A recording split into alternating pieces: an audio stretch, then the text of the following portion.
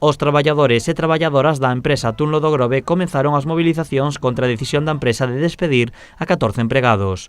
Segundo indican dende o comité, a empresa tomou a decisión de maneira repentina e por sorpresa, sen abrir ningún tipo de vía ás negociacións. Os traballadores non están de acordo con esta decisión e, por iso, máis de 50 persoas manifestáronse diante da fábrica. A empresa nunha encerrona e nun acto de mala fe contra os traballadores e traballadoras desta planta, pois ao acabar a jornada nos fixeron así de forma repentina, nos puxeron 14 despidos encima da mesa, donde en dúas ocasións a min como delegado non me deixaron entrar, donde os meteron os meus compañeros nunha sala e un a un os foron pasando a firmar os papeles, nadie sabía nada.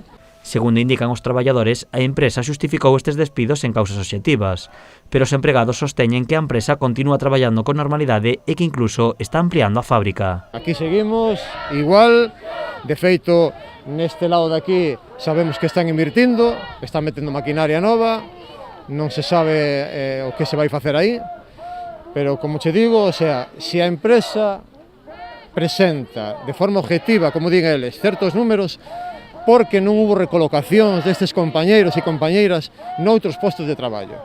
E desta maneira, así tan sucia, se plantaron na calle. Os traballadores tamén indican que a empresa alega descenso de ingresos e aumento dos costes pola folga dos transportes e pola guerra. A CIGA levará o caso aos xulgados para que a empresa demostre que os despidos son xustificados. Por lo que está dicindo a ministra de Traballo, que non pode haber despidos por causas de la huelga del transporte, ni por causas precisamente de ton.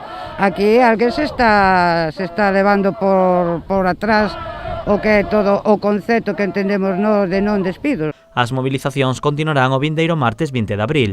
Dende a CIGA non descartan incluso chegar á folga se a empresa non readmite os 14 despedidos.